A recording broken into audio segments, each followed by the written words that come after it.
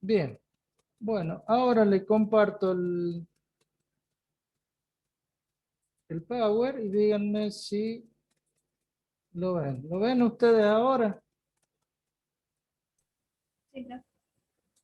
Lo que Sí, quiero profe, se ve. saber, ¿ahí lo ven bien? Porque puedo poner en pantalla completa, pero tenía inconvenientes que no se cambiaba ayer. A ver, ahora. Está en pantalla completa, ¿verdad? Profe. Sí, Sí, profe. profe. Ahora quiero ver si lo estoy cambiando. ¿Se cambia para ustedes? Sí, Sí, profe. profe. Cambio. Sí, Bien. profe, Bueno, va pasando. ayer no sé por qué en una clase que di no respondía a cambiar las placas, las firminas, como le decimos nosotros, lo más antiguo. Bien, entonces, antes de entrar a la ley de Joule, me gustaría que, y al mismo experimento de Joule, veamos la ecuación de estado de los gases ideales, ¿no? Bueno, esto era lo que habíamos visto en las leyes, la clase pasada, que eran las leyes fundamentales. Esta es un resumen de las leyes fundamentales de los gases ideales.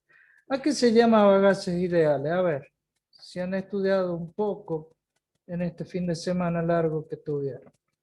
¿A qué se consideraba o a qué se le llamaba un gas ideal?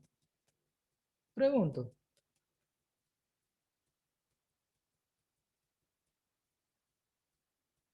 Epa, bueno, tienen que empezar a estudiar. Se definía como un gas ideal aquel que no tenía fuerzas de atracción intermolecular, ¿se acuerdan?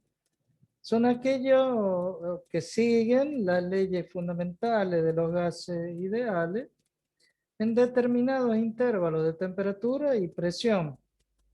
Habíamos dicho que aquellos que estaban muy por arriba de la presión, perdón, de la temperatura crítica y por debajo a presiones muy bajas se podían considerar los gases ideales. En definitiva, fuera de la zona bifásica que hablábamos, aquella que estaba dentro de la campana, de esa campana de Gauss que formaban las líneas de saturación tanto de líquido como de vapor.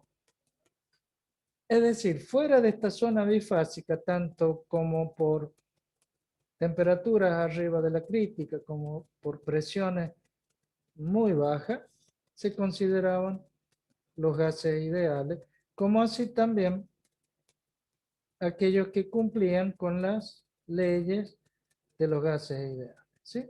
Bien.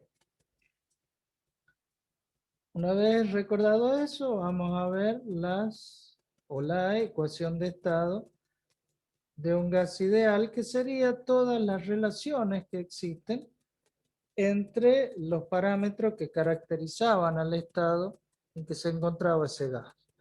Esas ecuaciones o esa ecuación principal está relacionando las tres variables fundamentales que eran o es la presión, el volumen específico y la temperatura absoluta, ¿no? Estas tres variables se relacionan de acuerdo a las leyes de los gases ideales y nace de esta manera la ecuación de estado. Se debe tener muy en cuenta que cuando se utiliza esta ecuación de estado, tenemos que hablar siempre y modelizando como si fuesen gases ideales, ¿sí? Es decir, no reales, eso es lo que quiere decir. También van a encontrar en la bibliografía que se le dice gases perfectos. ¿Sí? Fíjense ustedes cómo, de acuerdo a lo que habíamos visto de las leyes de los gases ideales, decíamos que, por ejemplo, la primera que decía que P por B era igual a una constante, manteniendo que la temperatura constante, ¿verdad? Es decir, que se manejaban los puntos de isoequilibrio o de perfecto equilibrio entre los sucesivos estados de ese sistema en una línea en una curva, mejor dicho, y en esa curva que representaba la temperatura que estaba constantemente en ese valor. Es decir que si vemos que P era considerado como el eje de las ordenadas y el volumen en el eje de abscisa, quedaba como si fuese una hipérbole equilátera, ¿sí? De la ecuación de tipo matemática X por Y igual a una constante. Luego también veíamos que se podía relacionar el volumen con la temperatura, pero estos eran de tipo inversamente proporcional, ¿sí? Quiere decir que, perdón, directamente proporcional. Quiere decir que es una ecuación de una recta, fíjense ustedes. A medida que aumenta el volumen, si modelizábamos como que el gas estaba dentro de un cilindro que tenía un pequeño pistón que podía desplazarse, a medida que calentábamos el gas, ¿qué le producía a ese pistón? Tendía a dilatarse, tendía a expandirse, por lo tanto aumenta su volumen, ¿verdad? Fíjense que es el tipo de una ecuación de una recta. En este caso, hablábamos de el cero cuando era el cero absoluto a los menos 273 grados Celsius, ¿sí? Tengan en cuenta que en función de la escala que manejemos de temperatura va a ser la posición de los ejes cartesianos, ¿sí? Fíjense ustedes que para el cero absoluto nosotros tendríamos que tener en el segundo cuadrante el cero si era en la temperatura Celsius, ¿sí? Porque eran los menos 273,16, ¿recuerdan? Mientras que si lo consideramos como la temperatura de Kelvin, es decir, la temperatura absoluta, o ranking de acuerdo al sistema de unidades, teníamos que hacer coincidir el origen con el cero, ¿sí? Y de allí pasaba la recta por el centro de las coordenadas que era el cero. Bueno, pero eso es para cuando ya hagan la práctica, se van a dar cuenta de lo que les estoy diciendo. Luego decíamos también la tercera relación. Fíjense que primero teníamos temperatura constante, luego teníamos a presión constante, en que cada una de las rectas que le hablaba recién representaba el valor de una determinada presión. Y por último, la segunda ley de Gay-Lussac, o Charles Gay-Lussac, es a volumen constante. Entonces nos hablaba de que la presión y la temperatura eran directamente proporcionales. Relacionándolas, aparece en función de su proporcionalidad esta ecuación en la cual para hacer la igualdad matemáticamente necesitamos de una constante. Y esa constante se le llama la constante del gas, ¿sí? Que como les dije se consideraba este gas como ideal o perfecto a muy bajas presiones o a temperatura por arriba de la temperatura crítica. Bien, ¿me van entendiendo? Cualquier duda, cualquier consulta, me preguntan, ¿no? Prefiero detenerme, prefiero charlar, dialogar con ustedes para que vayan entendiendo esto, porque si bien es cierto, es una ecuación muy sencilla, pero desde ya va modelizando conceptualmente, ¿no? La idea de los distintos procesos que se van a dar en un gas. Lógicamente, como les dije, es para gases ideales para poder modelizar matemáticamente una ecuación en la cual luego vamos a definir los distintos estados. Los gases ideales tienen siempre una diferencia con respecto a los reales. Es por eso que aparece, ya vamos a ver más detenidamente luego, un factor que se le llama factor de compresibilidad con M, fíjense, dice compresibilidad, de compresión, no con N, porque lo otro es de comprender, ¿no? Es distinto. De comprender está más relacionado a un aprendizaje de conceptos, de temas en sí. En cambio, compresión habla de un sistema compresible simple, ¿se acuerdan? Como decía el postulado de estado. Bueno, a eso se refiere. ¿Me van entendiendo? A esta altura yo ya no los tengo en la pantalla, así que háganme un ruidito, un, un- un sí, un no. Sí, profe, se entiende.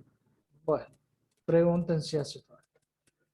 Vamos a verla. Esa fue una justificación, digamos, de tipo física, ¿verdad? Cómo se relacionaban o cómo se relacionan en sí las distintas variables de este gas que está supuestamente modelizado en un cilindro con un pequeño pistón que puede producir el movimiento de ese pistón en función de la variación que tenga alguna de sus variables.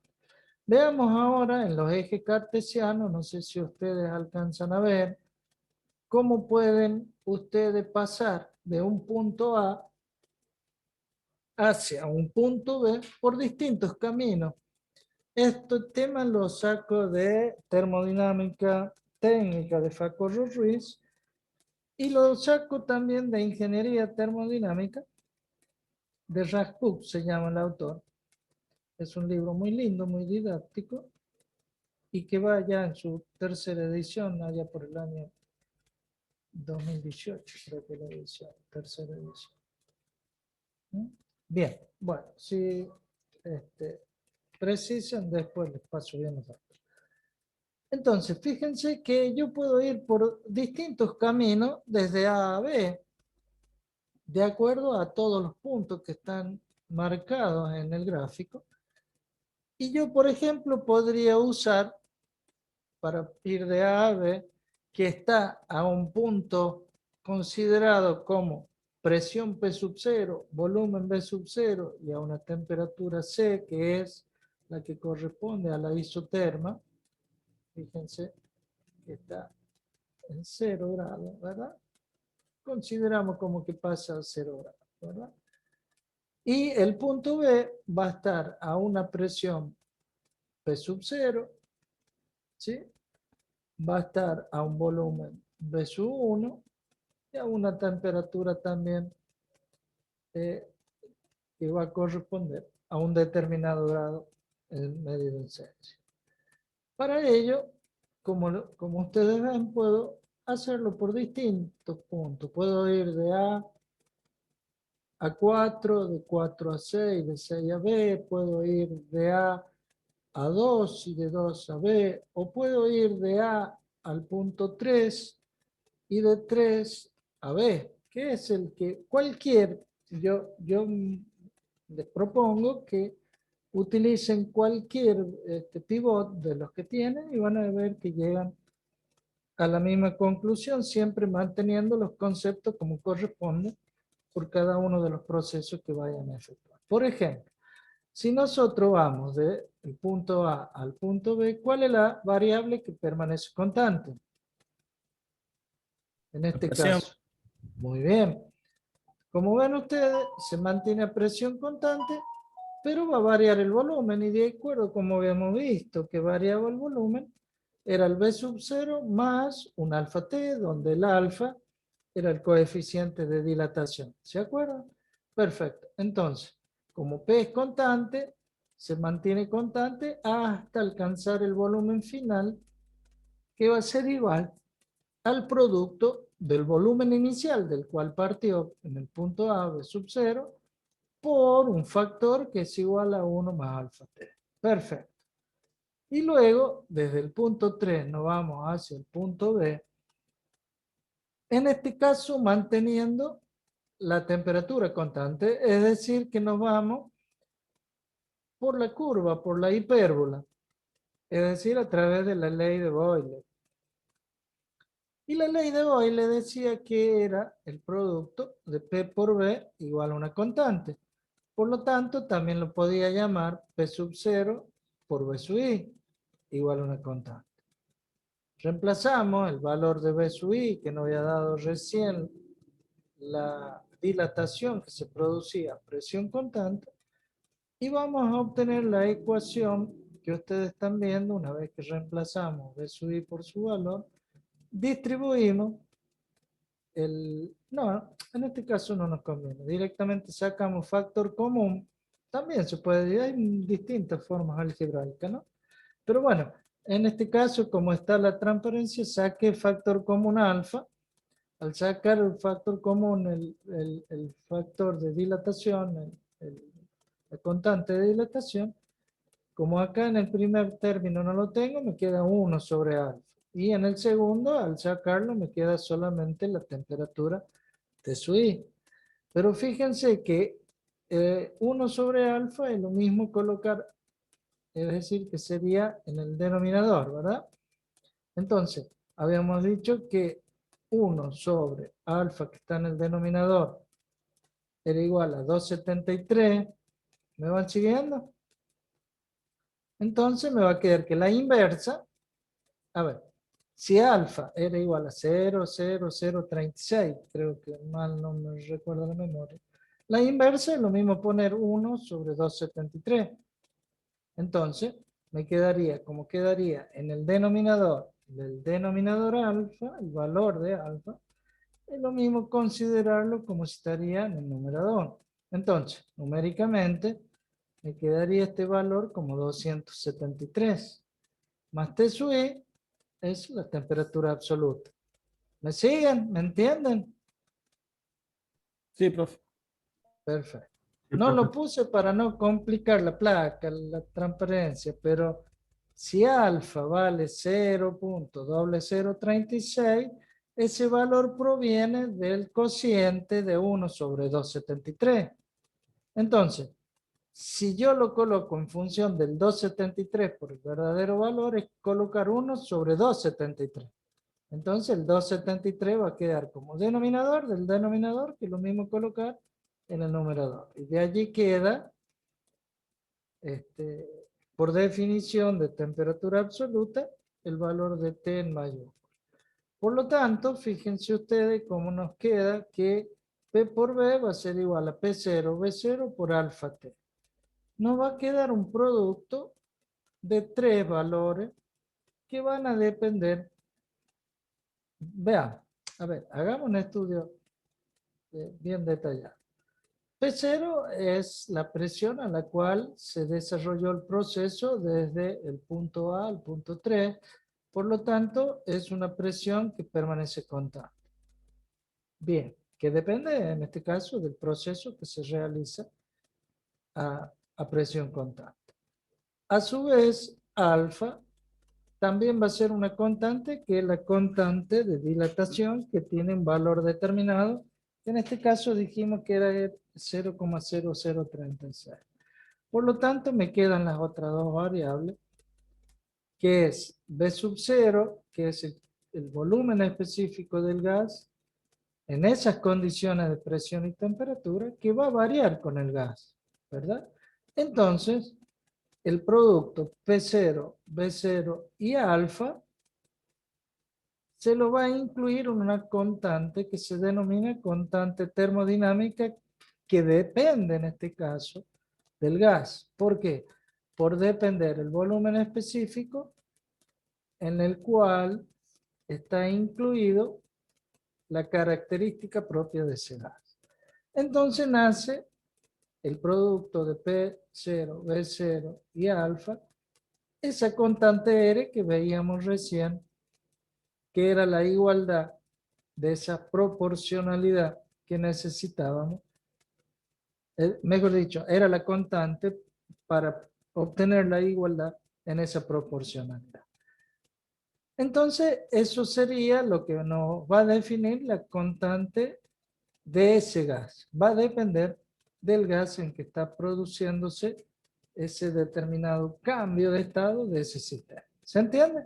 ¿Por qué? Y porque fíjense, R es una constante. T el valor que llegamos de la hipérbola equilátera, ¿verdad? Este es la temperatura del estado final, es decir, en el cual se encuentra el punto B que queremos llegar. Es decir, que es una variable que está dependiendo ya del sistema en el cual queremos llegar al equilibrio. P, en este caso también, porque es la presión en la cual desarrollamos el primer tramo, de al punto 3 que se mantiene constante. Entonces nos queda alfa y B sub 0. Alfa y B sub 0, alfa es una constante, pero B sub 0, que es el volumen específico, va a depender del gas. Por lo tanto, el producto de las tres variables dependerá del gas, que sería R, ¿verdad? ¿Por qué las englobamos en una constante? Y porque P0 lo consideramos constante en ese trayecto que nosotros hicimos. Y B0 es el volumen en el cual partimos desde el punto A, que también sería una constante. ¿Está bien? Pero en este caso dependería del gas. Entonces, es una constante que depende del gas. ¿Se entiende, chicos? ¿Por qué hago esa salvedad? Porque después tenemos que diferenciarla de R universal. La R universal no va a depender del gas, ¿sí? Va a depender pura y exclusivamente del proceso y de la transformación. ¿Me van siguiendo? Sí, profe. Sí, profe. Bien. Sí, profe. Hay distintas formas de expresar la ecuación de estado. Fíjense, esto está muy bien en el Single Ball de esta página, lo saqué de allí, porque está muy bien detallada la explicación de por qué hacemos los cambios y que se pueden obtener de distintas formas las ecuaciones representando lo mismo. Miren, si para una masa M de gas, su volumen total, ¿verdad? Va a estar en función del volumen específico multiplicado por su masa. ¿Sí? Como el volumen específico es metro cúbico por cada kilo, multiplicándolo por kilo me queda el metro cúbico total de esa masa de gas que ocuparía a esa presión y a esa temperatura. Por lo tanto, yo despejando de esta igualdad el volumen específico, me queda que el volumen total sobre la masa, el volumen específico. Por lo tanto, lo reemplazo. Al reemplazarlo, me va a quedar el volumen como denominador, fíjense ustedes. Entonces lo paso al otro miembro multiplicando. Entonces nos queda la ecuación primera que habíamos visto, que deducimos de la ecuación de gas ideal, como el producto de la presión por el volumen, en este caso, total que ocuparía esa masa de gas, va a ser igual al producto de la masa por la constante del gas por su temperatura. Es decir, que podemos obtener una segunda ecuación en la cual es igual P por V grande, si le quieren llamar V mayúscula, igual a M R T. ¿Me entienden? Perfecto. Esa masa de ese sistema de gas lo podemos expresar también en función de su masa molar o de su peso molecular, como le quieran llamar. Pero en realidad es una masa molar, ¿no? El concepto termodinámico correcto es masa molecular. Esa masa molecular está en función del número de moles y va a ser igual al producto, ¿verdad? De la masa que tiene cada uno de esos moles multiplicado por el número de moles. Lógico, ¿verdad? Es la masa total igual a la masa por mol multiplicado por el número de moles.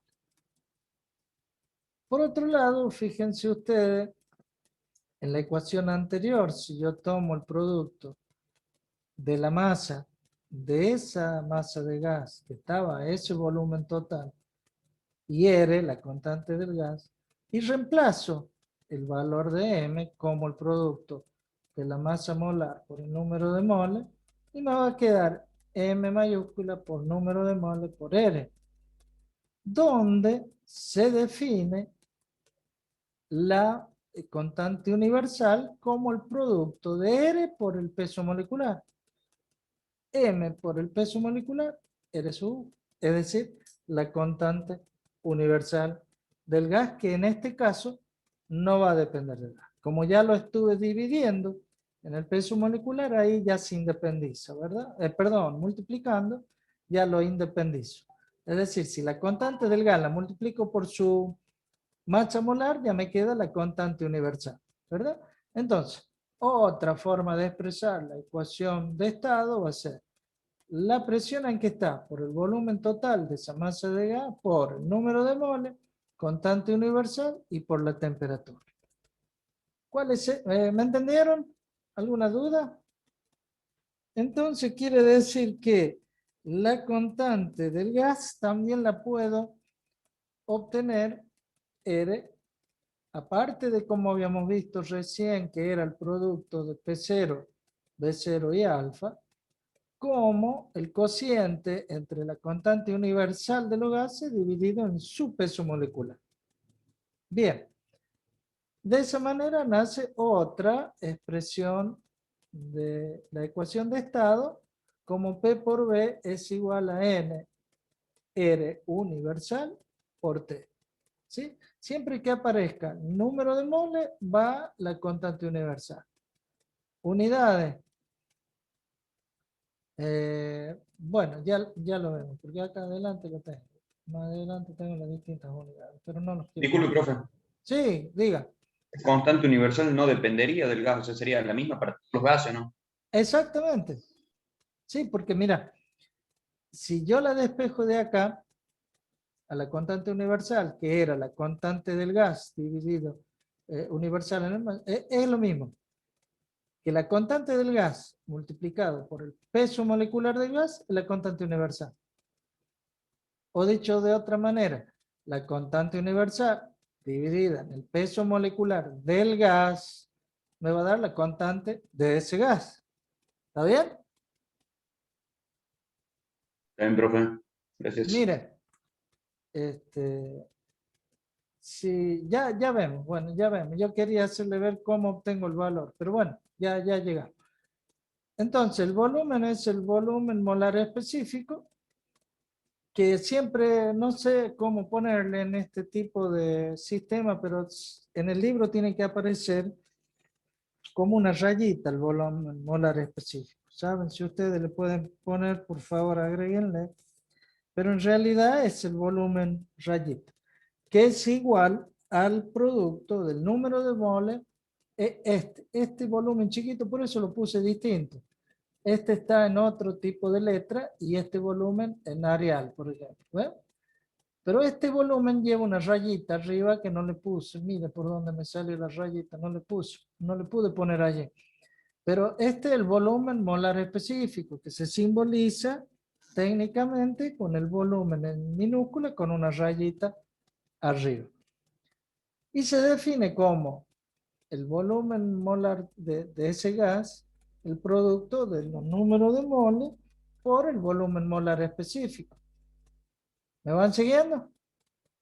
Entonces, al reemplazarla al volumen total en la ecuación de recién, me va a quedar, fíjense ustedes,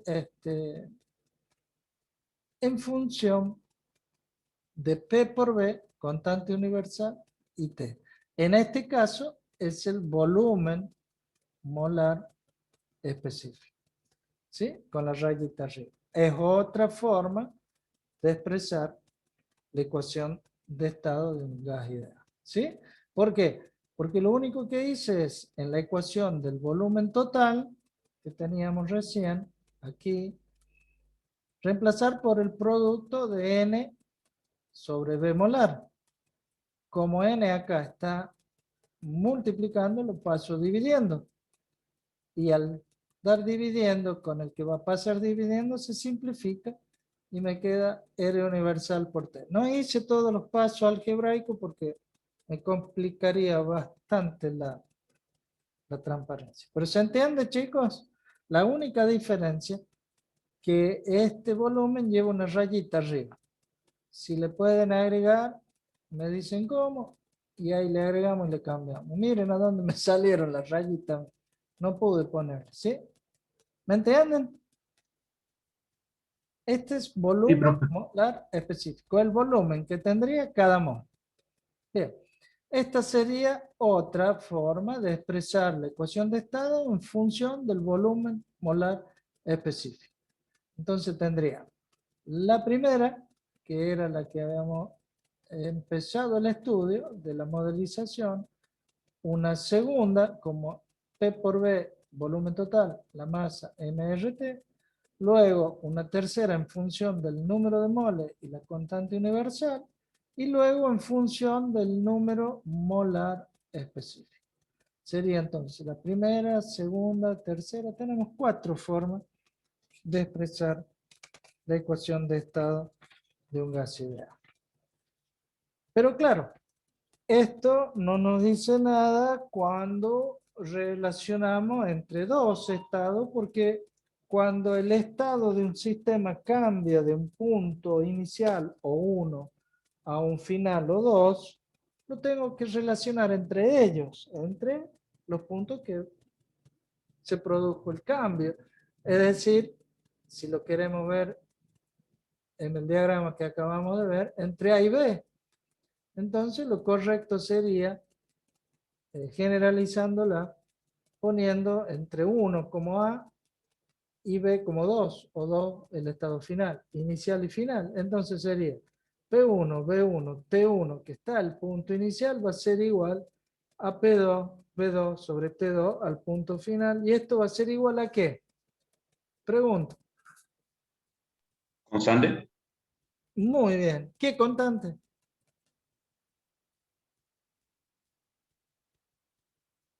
Ajá. ¿Qué constante será?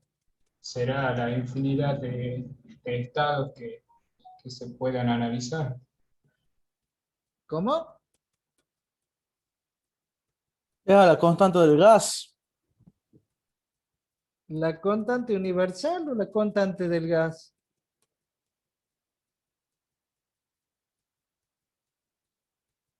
¿No es una constante universal para los gases ideales? Y bueno, miren, relacionen de acá. ¿Qué volumen es este? La absoluta. El volumen total, ¿verdad? No el específico, volumen. ¿Y esta presión?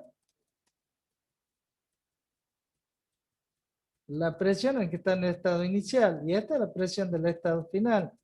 Y la temperatura igual, de acuerdo al salto que ocasiona el proceso desde la isoterma 1 a la isoterma 2.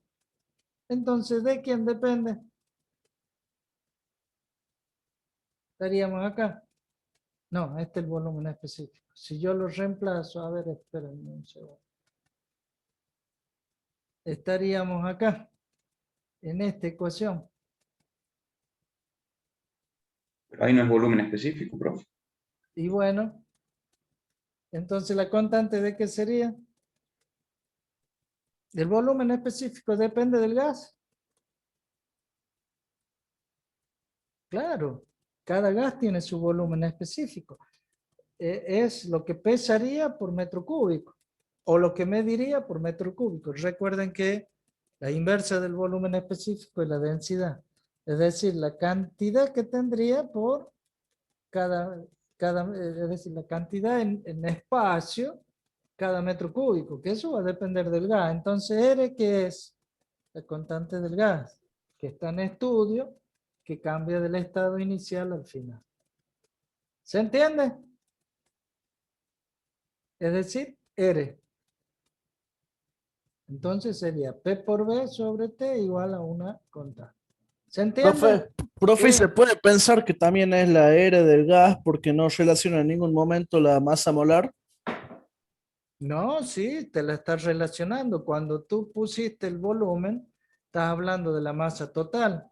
Y la masa total es igual a M sobre N, si previene por allí. Es decir, que M en ese caso vale igual a 1.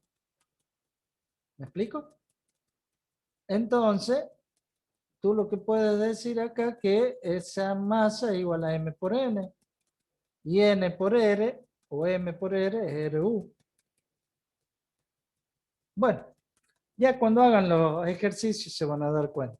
Siempre que ustedes quieran conocer la constante universal de un gas, tienen que dividir, perdón, la constante R de un gas, tienen que dividir la constante universal RU en su peso molecular. Y ahí van a tener la constante del gas. Esa es la pequeña trampita que van a obtener o van a tener en la parte de los ejercicios prácticos, ¿sí? Porque dicen, no, yo no conozco la constante del gas. Sí, por definición sabes que es la constante universal dividida en su peso molecular. Si no te dan la constante del gas, por lo menos te tienen que decir de qué gas estás hablando. Entonces sabes su peso molecular. Lo divide la constante universal en el peso molecular y tiene la constante particular del gas. Algunos autores le llaman así, constante universal y la constante particular del gas. ¿Sí? ¿Me entienden? ¿Duda? Sí, profe. ¿Inquietud? Bueno, miren, hay otra forma de llegar a lo mismo. En este caso, bueno, el autor dice, yo puedo llegar al punto A, del punto A al punto B por distintos caminos, ¿cierto? Aplicando las leyes como lo aplicó él en cuanto al volumen cuando se iba a presión constante y luego a temperatura constante. Es lo mismo, fíjense ustedes, hacer un proceso de ese gas que parte del punto 1 hacia el punto 2. Primero lo realiza a presión constante y luego a temperatura constante, que es exactamente lo mismo que hicimos recién. Fuimos a presión constante y luego a temperatura constante. ¿Me van siguiendo? Pero fíjense que acá fuimos de menor a mayor y acá vamos a ir de mayor a menor. ¿Será lo mismo? Bueno, y claro que tiene que ser lo mismo. ¿Por qué? Porque dijimos que P1 por B1 es igual a P2 por P1, B1 sobre T1 es igual a P2, B2 sobre T2. Bueno, a ver, miren cómo lo demuestro. Para deducir eso, y lógicamente deducir la ecuación de gas ideal, va a ir en el proceso primero, que es a presión constante, y luego lo hace a temperatura constante. Para el primer proceso, que es a presión constante, aplica la ley directamente de Charles, que decía que B1 es inversamente proporcional a T1.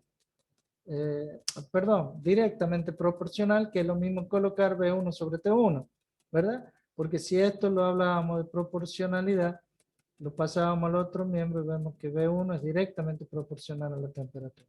Que es lo mismo, de acuerdo como habíamos expresado la ley de Charles, poner B1 sobre T1. Por lo tanto, es exactamente lo mismo colocar B2 sobre T2. En este caso, hay un punto pivot que es T2'. Entonces, fíjense ustedes, este punto lo comparo o le aplico la ley de Charles a presión constante. Por lo tanto, B1 es a T1, como B2' es a T2', que es el punto en el cual se encuentra el pivot, que le llaman, ¿cierto? Y claro, pero llegamos a una isoterma en la cual la temperatura del 2' es lo mismo que 2. Entonces yo puedo poner, reemplazándola directamente, no como T2', sino como T2.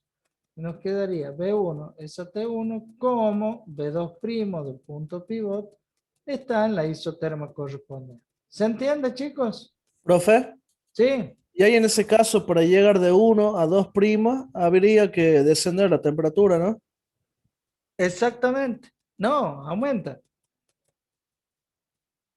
Va aumentando. A medida que aumenta la temperatura, se aleja de los ejes.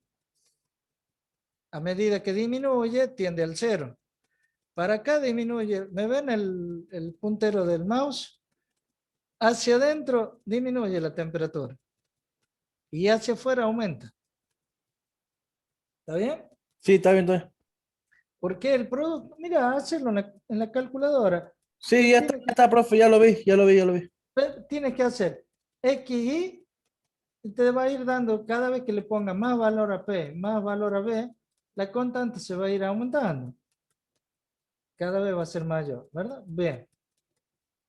¿Me van otra duda? ¿Tienen alguna otra duda?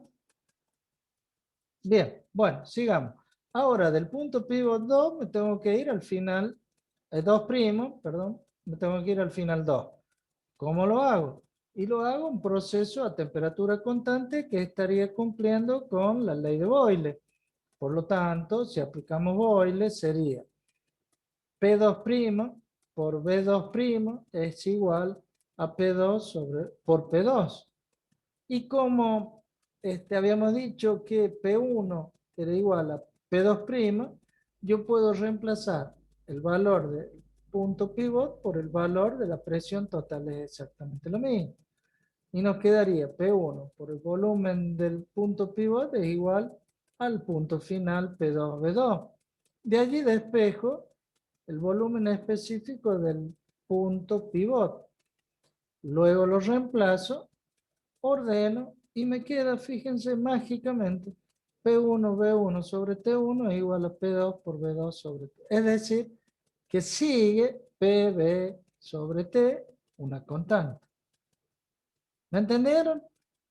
Fíjense ustedes cómo queda demostrado que ya sea por máximo, por mínimo, de arriba o viniendo de abajo, o por los puntos que ustedes decidan llegar a su punto final, aplicando bien la ecuación, las leyes de gases ideales, aparece la ecuación final de estado de un gas ideal, que es igual a P por B igual a la constante, que se denomina, ahí sí, ya le estoy definiendo bien, la constante particular del gas. ¿Por qué? Porque va a estar dependiendo de su volumen específico, que es el que veíamos recién. Por eso te preguntaba, ¿se dan cuenta?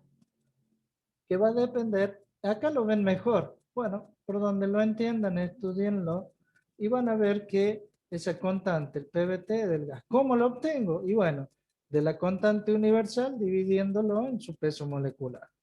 Lógicamente, algo tengo que conocer para obtener el valor de la constante, ¿sí?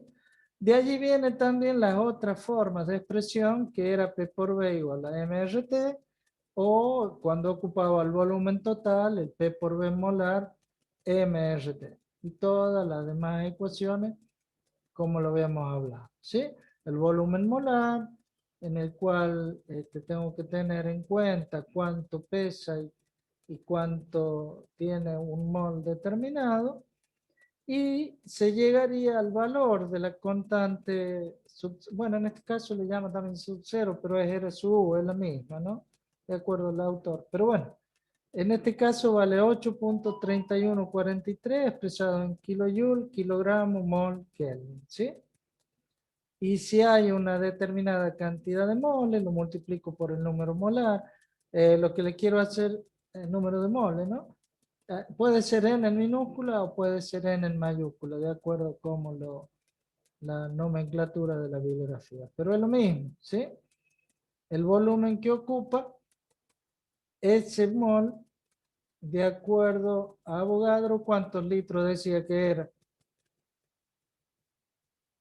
22,4, chicos. Siempre nos decía que un mol en igualdad de condiciones de presión y temperatura ocupa ¿cuánto? 22,4 litros, ¿sí? Entonces la ecuación de estado quedaría que como P por B específico por RT, P por B MRT, o P por B, acá está bien expresado con la rayita arriba, ¿sí? Que es el volumen molar por la constante universal por T, donde el volumen total es la masa por el volumen específico y el volumen molar va a ser el número de moles por el volumen molar específico. Y ahí obtenemos, simplificando, todas las ecuaciones de estado que ustedes van a utilizar para la resolución de los distintos ejercicios. Fíjense ustedes que no siempre le van a dar todos los datos, sino que lo tienen que buscar indirectamente por alguna de las definiciones de que nosotros estamos manejando, como la definición de la constante particular del gas, como la definición del volumen total del gas, o como el volumen molar del gas. O el valor de la masa, que habíamos dicho que era igual al número de moles por la masa molar. M minúscula era igual a M mayúscula por el número de moles. Y el número de moles puede estar medido, o puede estar indicado, o puede estar expresado como N minúscula o N mayúscula. ¿Sí? Es indistinto eso. indistintamente. Siempre n nos representaría el número de moles. ¿Mm? Estos son los distintos valores que obtiene la constante cuando ustedes reemplazan los valores en la ecuación P0, B0 sobre T0. Le va a dar ese valor de acuerdo siempre colocando cada uno de los valores de presión, de volumen y temperatura en el sistema internacional, por ejemplo. Ustedes lo van a obtener si ponen la presión de una atmósfera, los 22,4 litros y a la temperatura correspondiente de 273, que es lo mismo la variación como en Celsius, van a ver que el producto y la división le va a dar 8,31447, ¿sí? Y de allí va a depender de cómo exprese la presión, puede expresarla en kilopascales, en bar, o la energía en BTU, o la presión la puedo expresar en libras por pie cuadrado, que es sí. De esos son los distintos valores que va obteniendo la constante universal, de acuerdo a los valores que ustedes le vayan dando a la presión, al volumen y a la temperatura. ¿Me han entendido? Antes de pasar, quiero que me digan si me entendieron la ecuación fundamental del gas ideal. Tenemos todavía, ¿hasta qué hora tenemos? ¿Hasta las 6:30?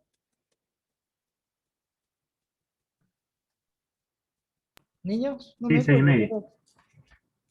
Siempre tengo que tener el horario por 6:30. Bueno, tenemos una media hora como para ver por lo menos el experimento de Joule y la deducción de Joule, que luego se hizo Joule-Thomson, porque también estudió el mismo fenómeno que a diario nosotros lo podemos experimentar. Es decir, cuando ustedes expulsan un gas que está a presión, por ejemplo, el desodorante que ustedes utilizan, van a ver que si aprietan un buen rato, ¿no? Le va a costar el desodorante, pero le va, es una inversión que hacen a su conocimiento en física. Van a ver qué le pasa al envase, a ver si son curiosos. Si yo dejo salir, o el RAE, que acá tengo un RAE yo lo hago expandir, y si lo hago que se expanda un gran intervalo de tiempo, ¿qué le pasa al cilindro metálico? ¿Se enfría? Enfría. De paso corro unos mosquitos que me andaban dando vueltas. Bueno, ese fenómeno se llama en honor a Joule, que lo estudió, y a Thomson luego que lo llevó a la práctica y lo demostró tan perfectamente con las ecuaciones en su laboratorio, le llamaron Joule-Thomson, ¿no? Pero la idea primera, la idea original de todo esto, nace de un experimento que hace Joule en una cuba, fíjense que rudimentario, antes, esto estamos hablando en el 1843, imagínense la tecnología y los materiales que tenían entonces. Hizo una pequeña cámara de madera. ¿Por qué madera? Porque era el aislante perfecto, no quería que tenga relación con el medio, entonces lo aisló con una caja perfectamente sellada, ¿no? No perdía agua, y sumergió 2 globos de bronce y que estaban unidos a través de una válvula. Y en realidad, esto es el ejemplo que ustedes están viendo, la transparencia, ¿cierto? ¿Ven en la pantalla? ¿O no se ve? Sí, Sí, profe. profe, Sí, está se ve bien. bien. ¿No? Bien, bueno. Esta válvula en realidad no es tan simple, así lo ponen más didácticamente, pero en realidad era de 3 vías para permitir que en uno de ellos hacer el vacío. ¿Qué significa el vacío? Que no haya ninguna molécula de nada, es decir, extraer el aire. Entonces tenía que conectar una pequeña bombita de vacío, le saca el aire y realiza el vacío. Y del otro lado, al contrario, tenía que darle con un compresor aire comprimido y lo mantenía a un valor, creo que 22 atmósferas era Es decir, una presión bastante elevada, ¿no? Por eso tenían que ser globos de bronce, de metálico.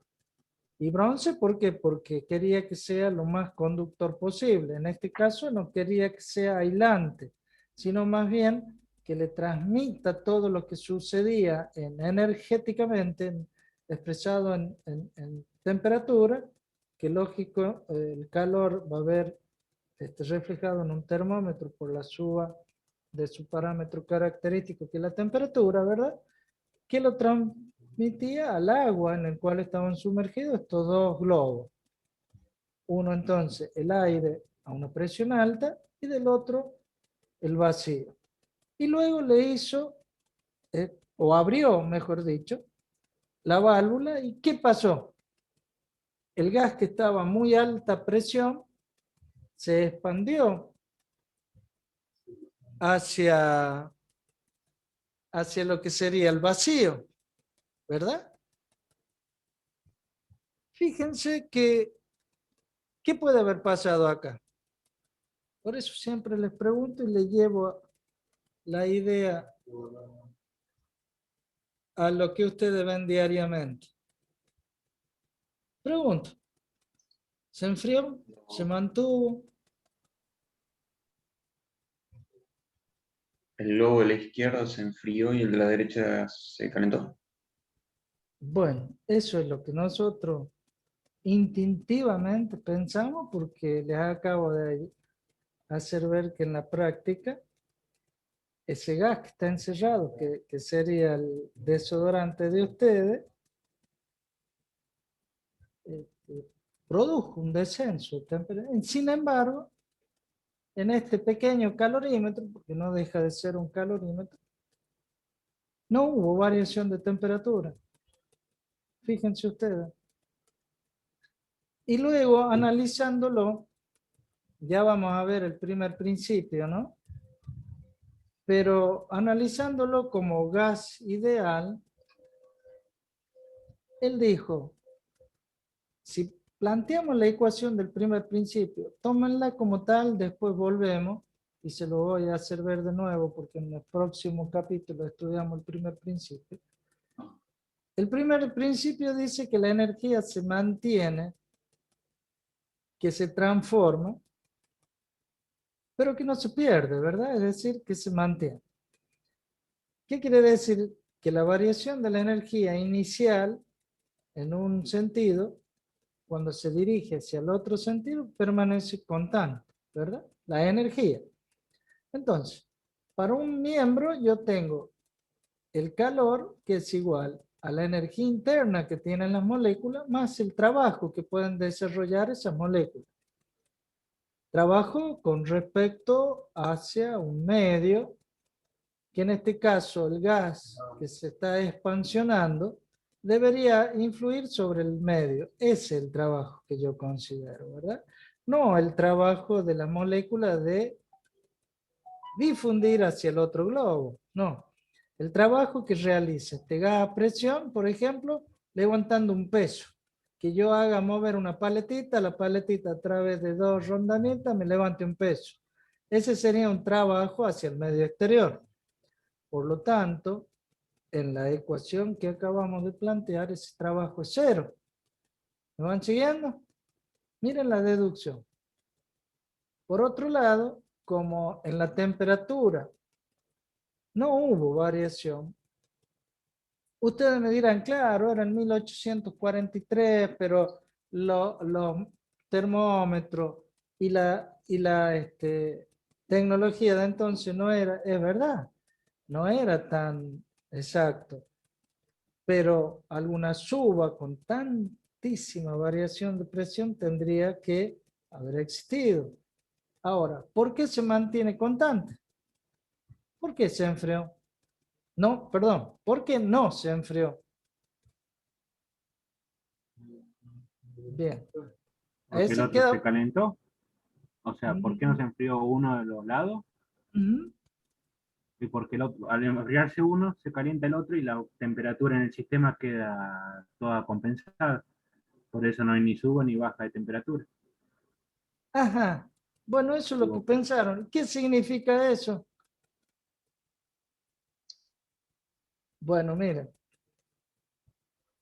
El calor, por ende, hacia el agua, por ende, hacia el medio que circunscribía esas dos esferitas, es cero. ¿Me van siguiendo? Si en este término este es cero, porque el termómetro no detectaba temperatura alguna, quiere decir que no hubo paso de calor de los globos hacia el agua, por eso no se movió la temperatura. Este es cero, el trabajo es cero. Me queda entonces que la variación de energía interna es igual a ¿cuánto? A cero. Por lo tanto, la energía interna 1 es igual a la energía interna 2, o la energía de mayor presión es igual a la energía interna de menor presión. Por lo tanto, la variación de energía interna es cero. ¿Sí? ¿Qué significa eso? Bueno, de ahí viene. En primer lugar, analizándolo así, ¿qué fue lo que varió y qué fue lo que no varió? ¿Varió la presión? Sí, porque pasó de una presión muy alta al no haber nada en el otro, disminuyó, ¿verdad? Tendió al equilibrio con una presión menor. Su volumen aumentó y sí, aumentó del globo inicial, supongamos que sea igual que el otro, al doble, ¿verdad? Es decir, que su volumen aumentó. Y en el PVT, ¿quién no varió? La presión varió, el La volumen varió, temperatura. la temperatura no varió. Entonces dedujo, si esa energía interna tampoco varió, quiere decir, y al no variar la presión, mejor dicho, al variar la presión y al variar el volumen, esa energía interna que lleva ese gas a muy alta presión va a depender de la temperatura. Y esa es la ley que actualmente se lo considera para los gases ideales. Allí está la diferencia. Cuando nosotros tenemos en el desodorante, ¿es un gas ideal o un gas real?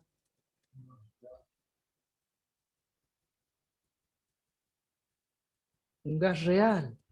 Mientras que en el laboratorio de Joule, lo que encerró acá era aire que tiende a ser un gas ideal. Entonces dedujeron que para los gases ideales, la variación de energía interna depende de la variación de temperatura. Y esa hasta el día de hoy es considerada como una ley. ¿Qué quiere decir? Que todavía no se refutó, no se contradijo para los gases ideales. Luego ustedes van a decir, no, pero el desodorante a mí se me enfría. Lógico, porque no es un gas ideal, es un gas real que, como se los dije recién, está afectado, por acá lo habíamos planteado, casi al principio creo, por un coeficiente Z, que es el factor de compresibilidad, que un gas real tiene un factor Z que va a variar a medida que nosotros lo comprimamos. No es el caso del gas que yo le había comprimido, que era un gas, tendía a ser el ideal, un gas aire que tendía a ser ideal. Entonces, ese factor de compresibilidad, ¿cuánto vale? 1. Por eso es que lo consideramos como PVT igual a 1 contra. Miren qué importante. A ver, yo quiero que me entiendan bien esto para que podamos seguir y entiendan la ley de Joule, y luego, cuando veamos el fenómeno de Joule-Thomson. Porque Joule-Thomson al último lo que pudo hacer es justamente transformar el aire en líquido a través de su experimento que llegó a obtenerse un enfriamiento, ¿no? Pero ya estamos hablando de gases reales. Ya cuando veamos gases reales, creo que en el último punto del tema está lo que se da en llamar la estrangulación del gas real y coeficiente de Joule-Thomson. Que es ahí van a entender lo del desodorante. Pregunto, ¿me entendieron? No quiero seguir si quedaron con duda.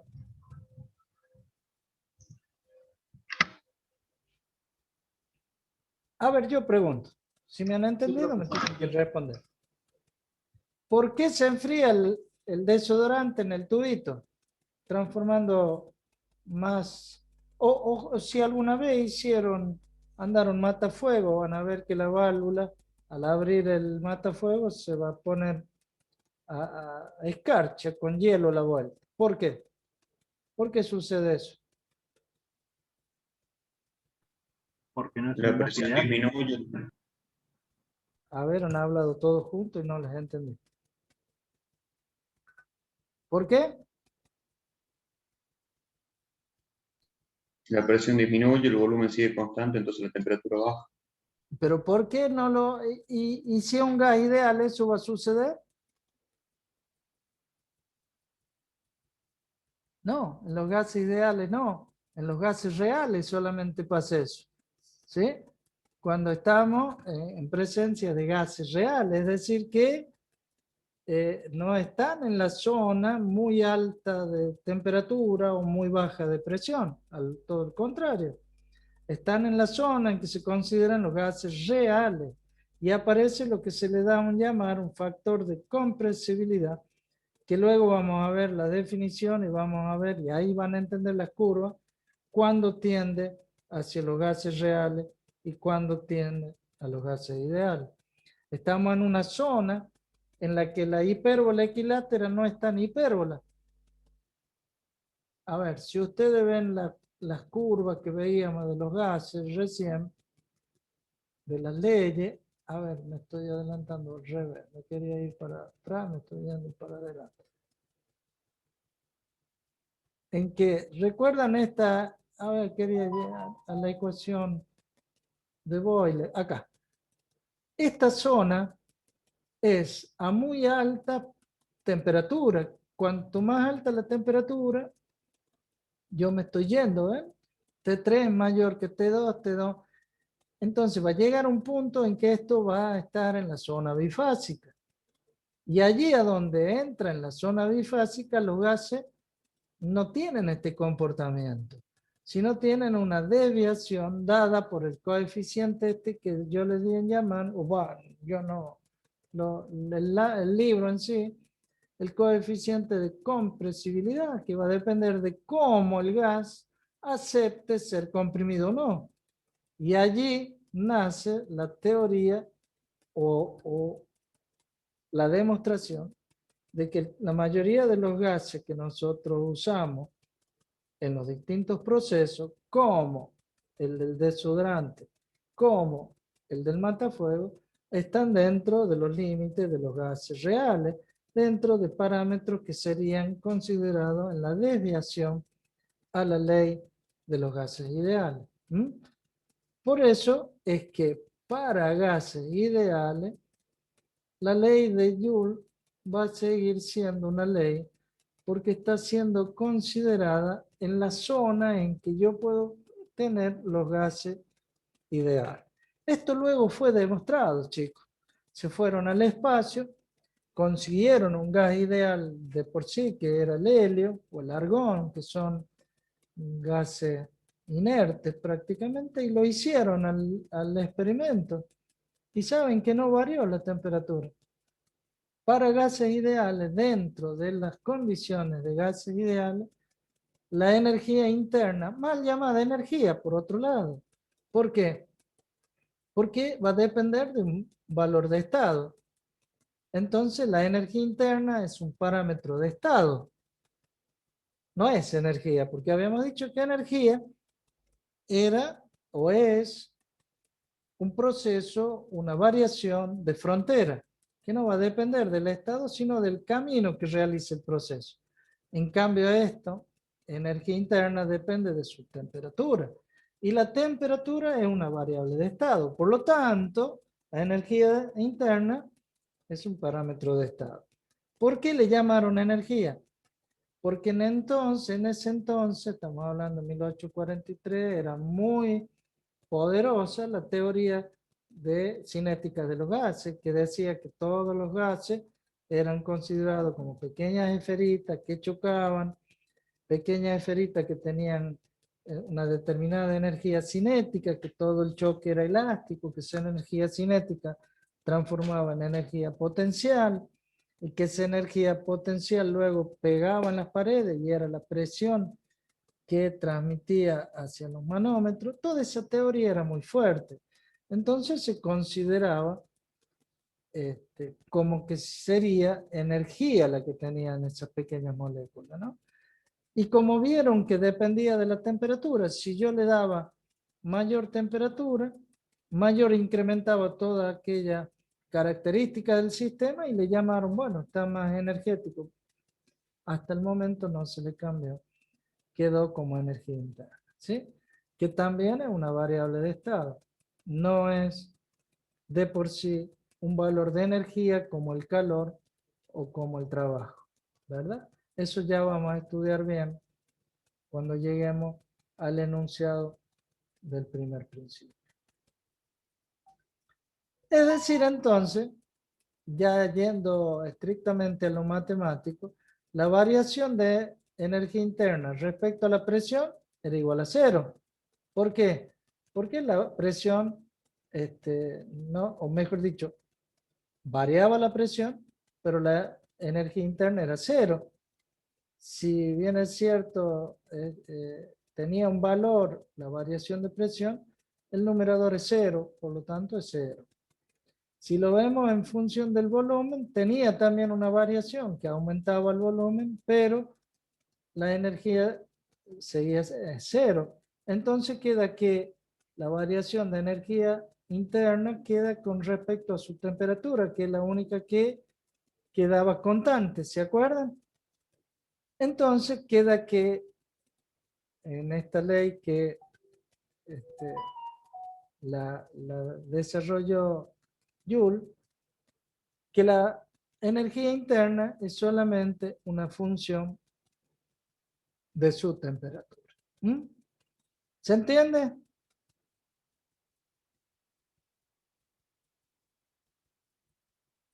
Entonces queda que la ley de Joule dice que la energía específica interna de un gas ideal depende solo de la temperatura del gas y es independiente de la presión y del volumen.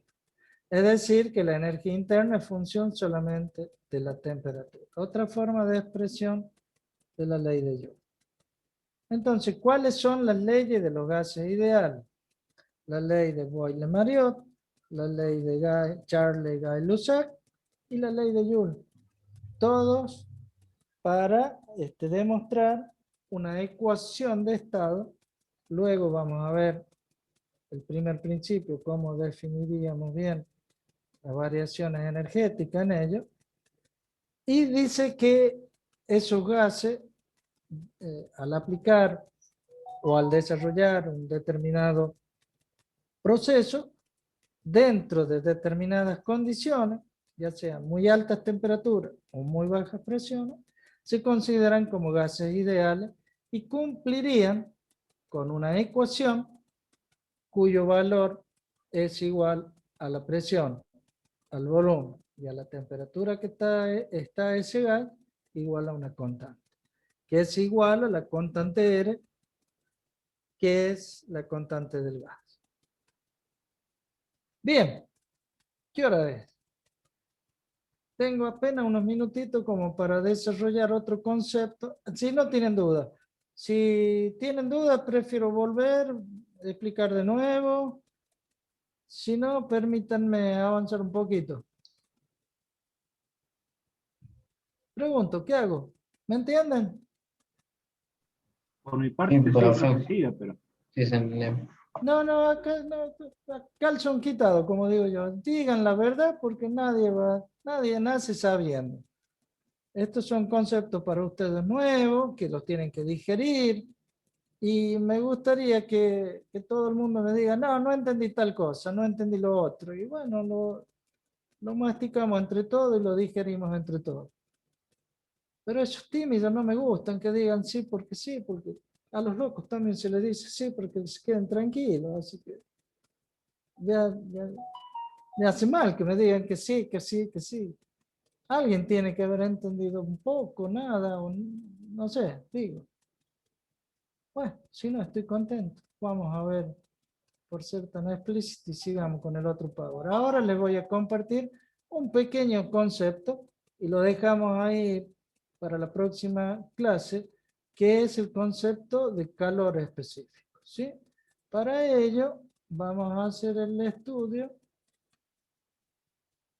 Bueno, entalpía va a ser después, pero por lo pronto vamos a ver calor específico. ¿Lo están viendo, chicos? Sí, profe. Sí, profe, se ve. Ahora lo ven en pantalla grande, ¿cierto? Bien. Ustedes saben ya, porque les han dado en física y algo a lo mejor le dieron también en química, que cuando calentaban un determinado cuerpo, una determinada sustancia, un fluido, elevaba una determinada cantidad en temperatura, ¿cierto? Es decir, que es como que almacenaba en su interior una determinada cantidad de energía que se va a manifestar con la elevación de su temperatura. Esa cantidad de energía que necesita para elevar 1 grado de temperatura de una determinada masa, de una determinada sustancia, se le da en llamar a una propiedad que se llama calor específico. Es decir, la cantidad de calor que absorbe para aumentar la temperatura en 1 grado de una determinada masa de esa sustancia, ¿sí? Esa propiedad lo que va a estar comparando, lo que va a estar diciendo, es cuánto puede almacenar en su interior y lo va a manifestar en función de la suba de un parámetro que es la temperatura en un valor que le llamamos por definición en 1 grado para ver cuánta energía absorbe esa sustancia. Pregunto, ¿todas las sustancias absorben igual cantidad de calor? ¿Todas las sustancias almacenan la misma cantidad de energía? No, profe, No. porque, por ejemplo, los metales absorben más calor que otros que los no metales, por ejemplo. Perfecto, muy bien. ¿Y eso qué significa? Que tiene o que tienen una propiedad en particular que se le llama calor específico. ¿Mm? Es decir, que ese calor específico, luego vamos a ver también el concepto de entalpía, pero quiero que quede grabado lo que es el calor específico, se define como la energía que se requiere para elevar en 1 grado de temperatura una unidad de masa de esa sustancia. Es como cuando hablábamos del volumen específico. El volumen que va a ocupar ese metro cúbico, pero de 1 kilo de gas, decíamos el volumen específico, ¿verdad? Bueno, esto es cantidad de energía que toma esa sustancia para elevar 1 grado Celsius, una unidad de masa.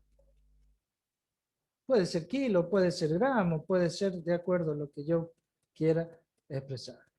Eso se define calor específico, es decir, que el calor específico puede ser de sólido, de líquido y de gases, ¿verdad? Es decir, que suministra la cantidad o da una idea de la cantidad de energía que puede llegar a absorber por unidad de masa cuando sube 1 grado de su temperatura, ¿verdad? Y ello lógicamente que va a ir produciendo modificaciones químicas y hasta tal punto que sigue aumentándose esa temperatura hasta cambios de estado, ¿verdad? ¿Por qué? Porque las vibraciones de los átomos en esa posición cómoda que tienen, la temperatura, el calor y la temperatura hace que empiecen a vibrar, empiecen a romperse esas fuerzas de atracción. Por ejemplo, el sólido, que sería un cubito de hielo, se va a empezar a romper esas atracciones que tenía, pasa al estado líquido. El estado líquido luego sigue calentándose, esas moléculas, esos electrones siguen vibrando, siguen tomando mayor energía por unidad de masa hasta que pasan al estado vapor. Es decir, que puede llegar a modificar el estado de esa sustancia. Quiere decir entonces que a medida que vaya almacenando esa capacidad de almacenaje, a medida que vaya subiendo su temperatura, tendríamos un calor específico que lo puedo medir en función de su masa. Esa cantidad de calor que un cuerpo recibe o que entrega cuando se enfría va a estar en función de su masa, y esa cantidad de calor la puedo medir como esa cantidad Q dividida en su masa. De lo cual quiere decir que va a haber un infinitésimo, una pequeña variación de calor en función del grado de T que haya subido, la variación de temperatura, que va a estar medida por esa cantidad en calor que le damos en su masa. Dicho de otra manera, quiere decir que ese infinitésimo de calor va a ser igual, si quiero mantener la proporcionalidad, a esa constante C. Siempre en matemática, cuando hablamos de que el calor es proporcional a la suba de temperatura, le tengo que colocar una constante. Matemáticamente, esa constante de proporcionalidad no es otra cosa que el calor específico, que puede ser medido en kilocalorías, grados Kelvin, kilogramos o kilocalorías, kilojoule, kilogramos Kelvin o kilocalorías, kilogramos Celsius, ¿sí? De acuerdo al sistema de unidades que nosotros aprovechemos o utilicemos. De lo anterior, entonces, como para dejarles ya la definición solamente calor específico, que la próxima clase lo vamos a tomar y me gustaría que lo vayan leyendo, porque la idea es que ustedes vayan leyendo y me pregunten y avancemos de esa manera más didáctica, con preguntas de ustedes sobre las dudas, que no es lo mismo que yo se lo vaya contando ahora. Esa definición, entonces, tomando como que la variación infinitesimal de calor es igual a C por diferencial de T, de temperatura, es lo mismo que lo ponga como diferencial de Q igual a Q sobre la masa. Reemplazando me da, fíjense ustedes, la ecuación general que le llaman de la calorimetría, que queda que esa cantidad de total calor que puede absorber ese cuerpo es igual a la masa por el calor específico por la variación de temperatura. Integrándola, yo tendría el calor total que absorbería, que retendría, que almacenaría esa sustancia, va a ser igual a la masa por la integral del calor específico por la variación de temperatura. Si nosotros hacemos la integración, vamos a ver que es una función continua entre dos puntos de una determinada variación de temperatura, y van a ver ustedes que es nada más ni nada menos C como la derivada en el punto de C por diferencial de T con respecto a la temperatura, ¿sí? Donde van a ver ustedes que el calor específico que habíamos definido, que era la cantidad de calor Q en la masa, era igual a C sub P, en este caso medio, un valor medio, o en este caso un calor medio, es igual a la variación de temperatura, ¿sí? Va a ser igual a la integral de C por diferencial de T. Dicho de otra manera, si ustedes se acuerdan del teorema del valor medio de temperatura de matemática, van a ver que el área que desarrollaba el valor medio estaba en función de la variación de temperatura por el C sub medio, es igual a la integral de la función, en este caso C por diferencial de T. Es decir, que el área del rectángulo que representa el producto de delta de T por C va a ser igual a el área de la integración, que sería la integral de C por diferencial de T. Luego despejo y tengo el concepto matemático de calor específico medio que se considera entre dos puntos, ¿sí?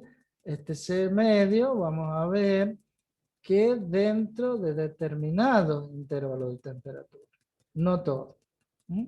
Para pequeños intervalos se puede considerar un calor específico medio que cumpliría con el teorema del valor medio. Bueno, hasta acá nomás quiero llegar, no quiero avanzar más porque después vemos cómo varía todo aquello y me gustaría que lo vayan estudiando, lo vayan teniendo en cuenta y lo vayan leyendo para que la clase que viene saquemos la duda, porque también es un concepto importante, el calor específico, como la entalpía y como el volumen específico. Son puntos o temas a tratar en termodinámica de alta importancia, ¿sí?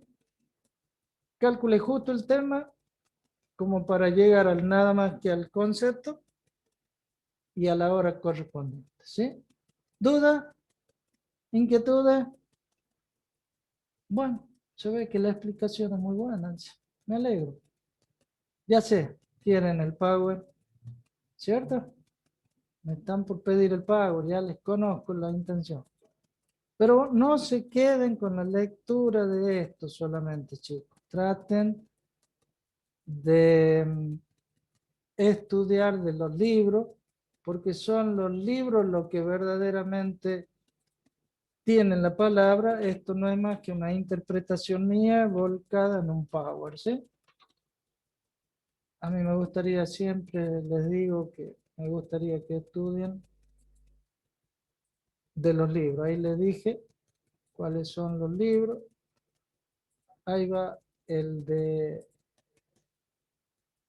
falta el de gases ideales. Ya les pongo el de gas ideal. Ahí están los dos. ¿Los recibieron? En el grupo, ¿no? Sí, profe, Bueno. ya llegó.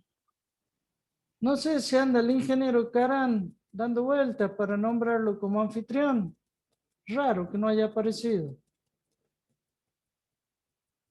Entonces, ¿cómo hacemos? ¿Nombro a alguno de ustedes anfitrión? ¿Quién está con el ingeniero Caran más tarde? No, profe, ¿Ninguno? pero no ¿No? importa, igual puede salir y después entran los que tienen que Bueno. entrar. Sí, Se corta Claro. la transmisión. sí, señor, porque queda Profe, el aura virtual. Sí, disculpe, antes de que corte la grabación y termine la reunión, quería preguntarle por el tema de la asistencia, a ver, espera si es que ya tomó, porque yo entré 10 minutos o después de las 5. espera que paro la grabación porque a mí me da vergüenza decir que llegaste tarde. Espera.